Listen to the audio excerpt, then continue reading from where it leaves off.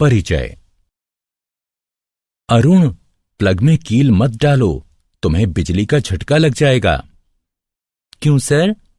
इस कील पर जंग लगा हुआ है और यह हमारे किसी काम की नहीं है। भले ही इस पर जंग लगा हुआ है, परंतु यह धातु है और धातु विद्युत की सुचालक होती है। यदि तुम इसे प्लग में लगाओगे तो तुम्हें झटका लगेगा। अरे, फिर तो आपने मुझे बचा लिया।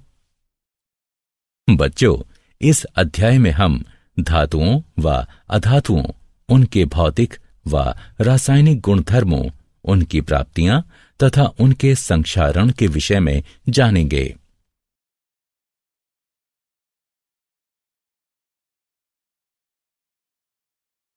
उद्देश्य।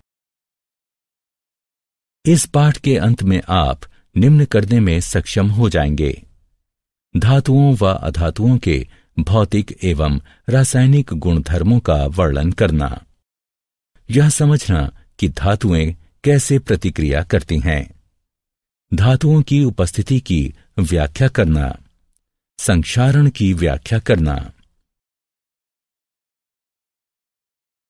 भौतिक गुणधर्म धातुएं।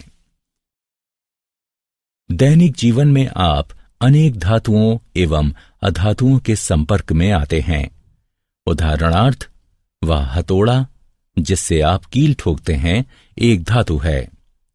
लोहे से निर्मित कील भी एक धातु है। आइए धातुओं के भौतिक गुणधर्मों पर दृष्टि डालते हैं। धातुओं के भौतिक गुणधर्म निम्नलिखित हैं। भौतिक अवस्था। धातुएं कमरे के तापमान पर ठोस होती हैं। उदाहरणार्थ, लोहा, एल्यूमीनियम। केवल पारा एक तरल धातु है। ताप व विद्युत के सुचालक। धातुएं विद्युत की सुचालक होती हैं क्योंकि उनमें मुक्त इलेक्ट्रॉन होते हैं। उदाहरणार्थ, तांबा व चांदी ताप व विद्युत के सर्वोत्तम चालक हैं, जबकि सीसा ताप का सबसे बड़ा कुचालक है। आघात वर्ध्य। कुछ धातुओं को पीट पीट कर पतली चादर अर्थात फॉइल के रूप में ढाला जा सकता है। उदाहरणार्थ, लोहे को गर्म किया जाता है और फिर पीट पीट कर उसे विभिन्न वस्तुओं, फाइलों व आकारों में ढाला जाता है। तन्य। धातु से पतले तार भी खींचे जा सकते हैं। उदाहरणार्थ, 100 ग्राम चांदी से लगभग 200 मीटर लंबा तार खींचा जा सकता है। चमक। धातुएं अपनी चमकीली सतह से प्रकाश को परावर्तित करती हैं। उन पर पॉलिश भी की जा सकती है। उदाहरणार्थ, सोना, चांदी एवं तांबा चमकीली सतह वाली धातुएं हैं और इन पर पॉलिश भी की जा सकती है।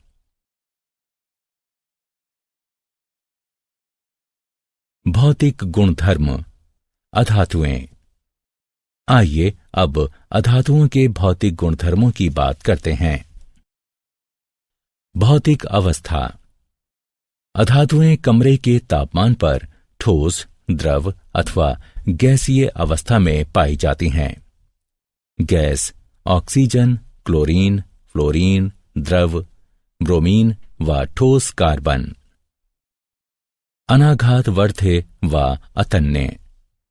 अधातुएं भंगुर होती हैं तथा उनसे ना तो तार बनाए जा सकते हैं और न ही उन्हें पीटकर पतली चादर के रूप में ढाला जा सकता है। ऊष्मा एवं विद्युत की कुचालक। अधातुएं ऊष्मा एवं विद्युत की कुचालक होती हैं, किंतु ग्रेफाइट कार्बन एक अपवाद है क्योंकि वह ऊष्मा का सुचालक है और इलेक्ट्रोड बनाने के काम आता है। चमक न होना। अधातुओं में चमक नहीं होती और वे प्रकाश को परावर्तित नहीं करती।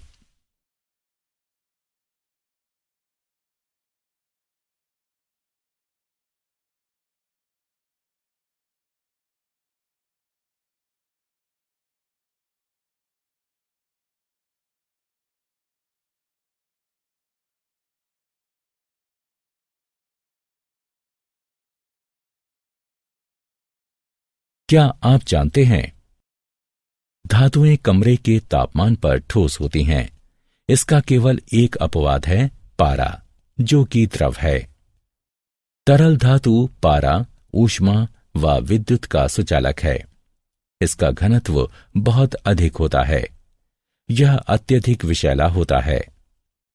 अधातुएं विद्युत की कुचालक होती हैं, तथापि ग्रेफाइट, जो कि कार्बन का एक रूप है, विद्युत का सुचालक है। धातुओं के रासायनिक गुणधर्म। अब धातुओं के कुछ रासायनिक गुणधर्मों पर दृष्टि डालते हैं। इन गुणधर्मों में धातुओं की अन्य तत्वों जैसे वायु, जल, अम्लों तथा अन्य धातु लवणों के साथ अभिक्रियाएं भी सम्मिलित हैं। वायु के साथ अभिक्रिया।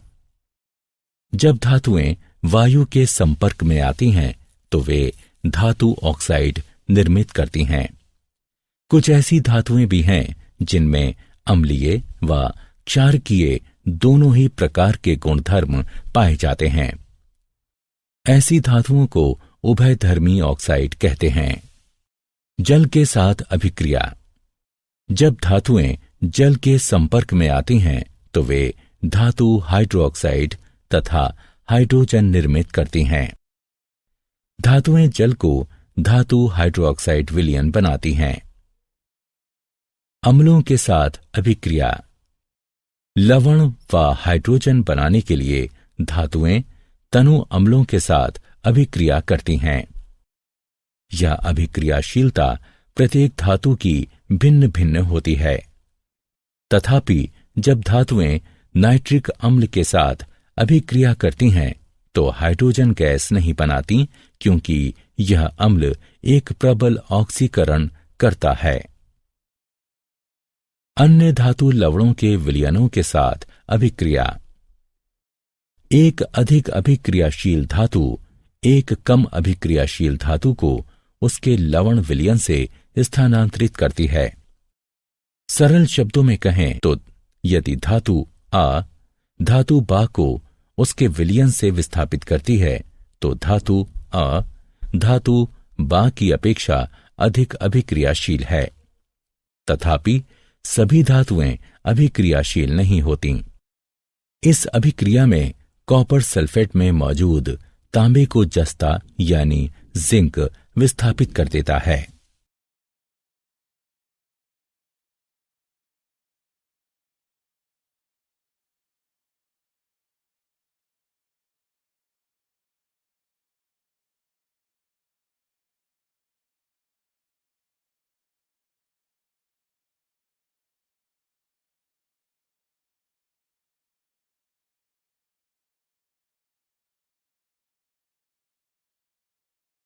सक्रियता श्रेणी।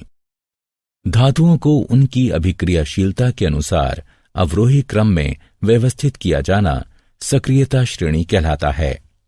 इसका प्रयोग धातुओं की वायु, जल एवं अम्लों की अभिक्रियाओं की जानकारी का संक्षिप्तीकरण करने में किया जाता है।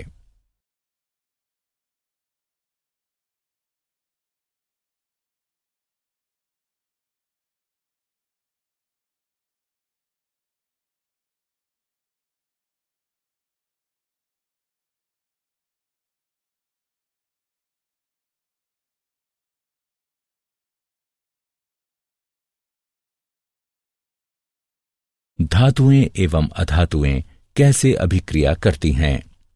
धातु के परमाणुओं के वाह्यतम कोश में 1 से 3 तक इलेक्ट्रॉन होते हैं, जबकि अधातु के परमाणुओं के वाह्यतम कोश में 4 से 8 तक इलेक्ट्रॉन होते हैं। अपवाद। इस नियम के 2 अपवाद हैं, हाइड्रोजन तथा हीलियम। इलेक्ट्रॉन का त्याग करने वाली धातुएं त्यागे गए इलेक्ट्रॉनों की संख्या के बराबर धनावेश अर्जित करती हैं तथा अधातुएं स्वीकारे गए इलेक्ट्रॉनों की संख्या के बराबर इलेक्ट्रॉन व ऋणावेश अर्जित करती हैं। जब धातु का कोई परमाणु 1, 2 या 3 इलेक्ट्रॉन अपने संयोजकता कोश से किसी अन्य अधातु परमाणु को देता है, जो कि उन इलेक्ट्रॉनों को स्वीकार किए जाने की क्षमता रखता हो तो उसे वैद्युत संयोजकता कहा जाता है। इसके परिणाम स्वरूप ये दोनों ही परमाणु एक निष्क्रिय गैस का ढांचा निर्मित करते हैं। किसी तत्व के परमाणु से अन्य तत्व के परमाणु में इलेक्ट्रॉनों का स्थानांतरण आयनिक यौगिक कहलाता है।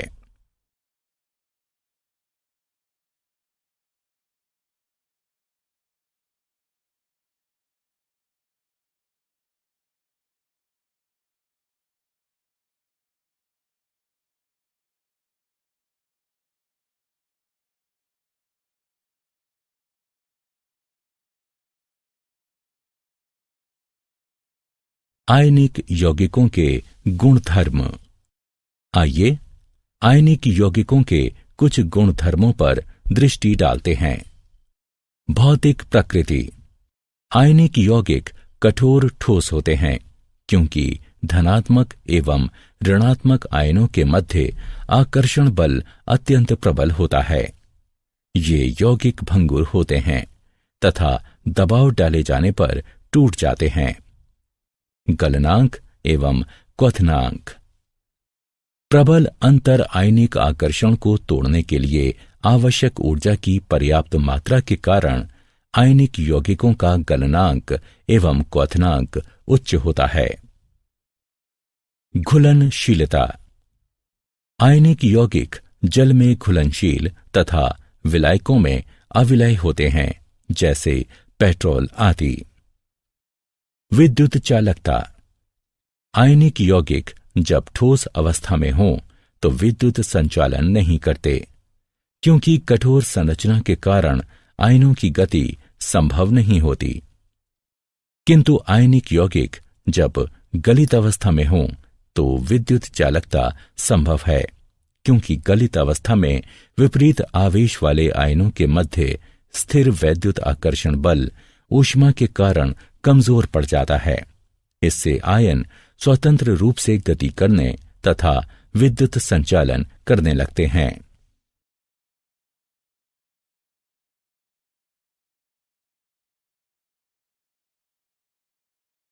क्या आप जानते हैं चुंबकीय प्रतिरोध के छोरों की तरह धनात्मक धनात्मक तथा ऋणात्मक ऋणात्मक आयनिक आबंधों का अस्तित्व नहीं होता है।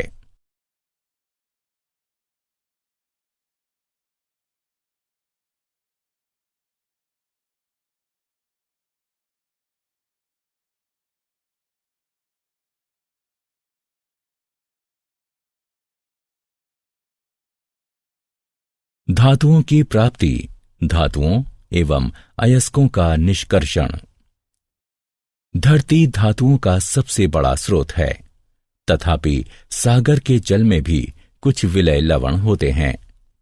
खनिज ऐसे तत्व अथवा यौगिक हैं जो भूपर्पटी में प्राकृतिक रूप से उपस्थित रहते हैं। कभी कभी खनिजों में धातु की प्रतिशतता बहुत अधिक होती है, उनसे इसे निष्कर्षित किया जा सकता है। ऐसे खनिजों को अयस्क कहते हैं। अयस्क वे अशुद्ध धातुएं हैं जिनमें बालू व पथरीले द्रव्य बड़ी मात्रा में होते हैं। अयस्कों की ये अशुद्धियां गैंग कहलाती हैं।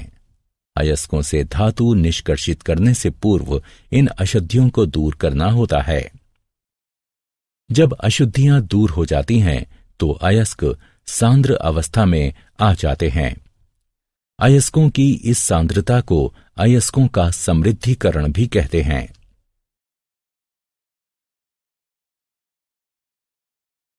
धातुओं का निष्कर्षण।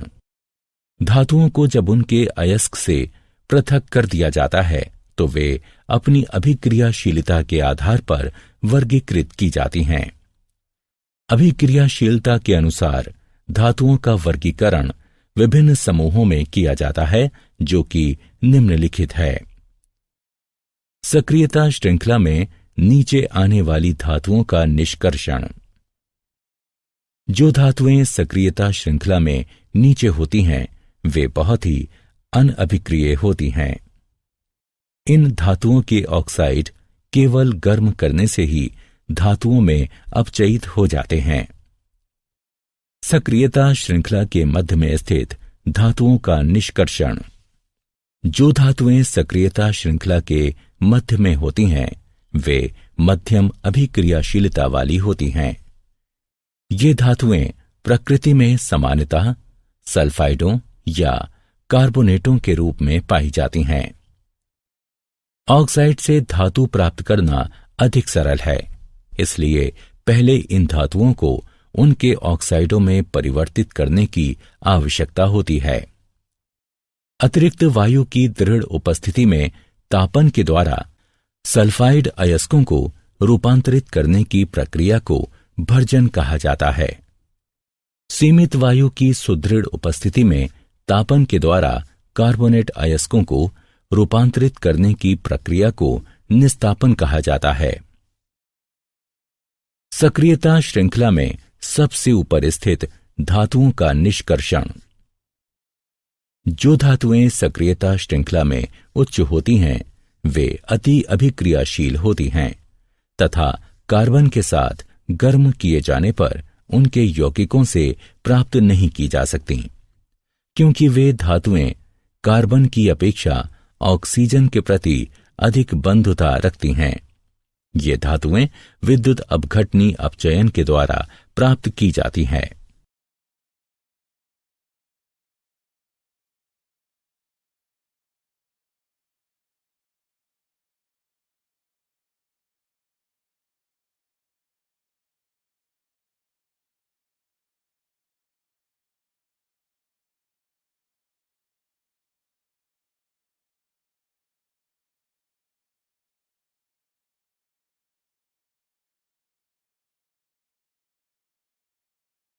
धातुओं का परिष्करण।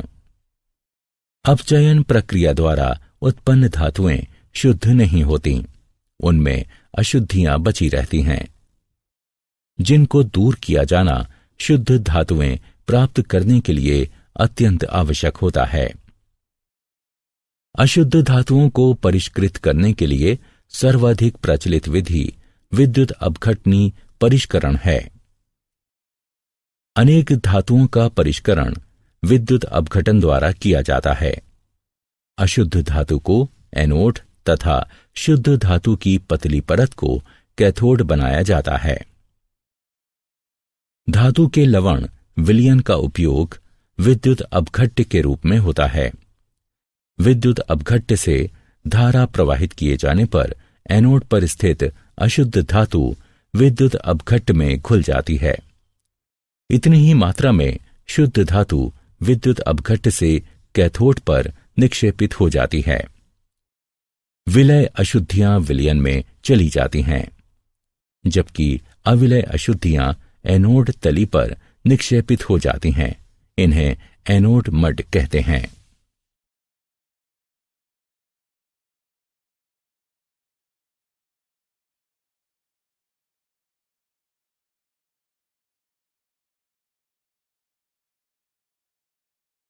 क्या आप जानते हैं चांदी, सोने व प्लेटिनम के परमाणु सरलता से ऑक्सीकृत नहीं होते, इसलिए चांदी, सोने एवं प्लेटिनम एनोड से टैंक की तली पर यूं ही गिर जाते हैं, जहां वे विद्युत अपघटन परिष्करण प्रक्रिया पूर्ण होने के पश्चात टुकड़े टुकड़े हो जाते हैं।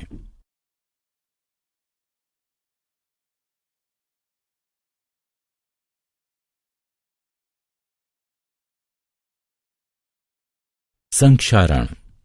रासायनिक रूप से सक्रिय धातुएं वायु में उपस्थित आर्द्रता के कारण संक्षारित हो जाती हैं।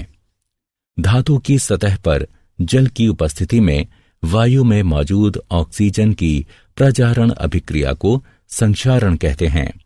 उदाहरणार्थ लोहा व एल्यूमीनियम संक्षारित होते हैं, जबकि अनभिक्रियाशील धातुएं जैसे सोना, प्लेटिनम एवं पारा संक्षारित नहीं होती। संक्षारण रोकने की 3 विधियां हैं। बलि विषयक सुरक्षा। इसमें अधिक अभिक्रियाशील संरक्षित होने वाली धातु को प्रचारित किया जाता है तथा संरक्षित हो चुकी धातु को अविकल छोड़ दिया जाता है। मिश्रात वन, इसमें जंग रहित अयस्क बनने के लिए धातु में कोई अन्य धातु मिला दी जाती है। यशद लेपन, इसमें धातु पर जस्ते की पतली परत चढ़ा दी जाती है। इसे गैल्वनीकरण भी कहा जाता है। यह परत विद्युत अपघटनीय निक्षेपण द्वारा बनाई जाती है। सारांश, आइए हमने जो कुछ सीखा है उसे संक्षेप में दोहराएं। धातुएं विद्युत की सुचालक होती हैं, जबकि अधातुएं विद्युत की कुचालक होती हैं। धातुएं वायु, जल तथा अम्लों के साथ अभिक्रिया करती हैं। धातुओं को उनकी अभिक्रियाशीलता के अनुसार अवरोही क्रम में व्यवस्थित करने को सक्रियता श्रेणी कहते हैं। किसी तत्व के परमाणुओं से इलेक्ट्रॉनों का दूसरे तत्व के परमाणुओं में स्थानांतरण आयनिक यौगिक कहलाता है। धातुएं अयस्कों से निष्कर्षित की जाती हैं। अशुद्ध धातुओं को परिष्कृत करने की सर्वाधिक प्रचलित विधि विद्युत अपघटनी परिष्करण है।